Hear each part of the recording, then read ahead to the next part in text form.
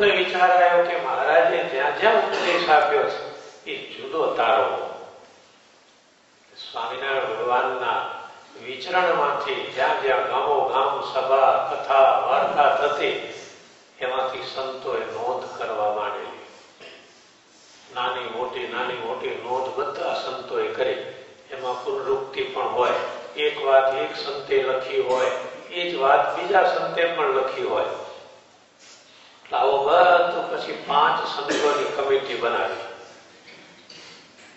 નામ યાદ છે? 5 સંતો કોણ હતા?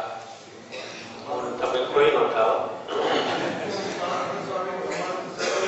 5 સંતોમાં મુક્તાનંદ સ્વામી, ગોપાળાનંદ સ્વામી, બ્રહ્માનંદ સ્વામી, નિત્યાનંદ સ્વામી અને સુખાનંદ સ્વામી.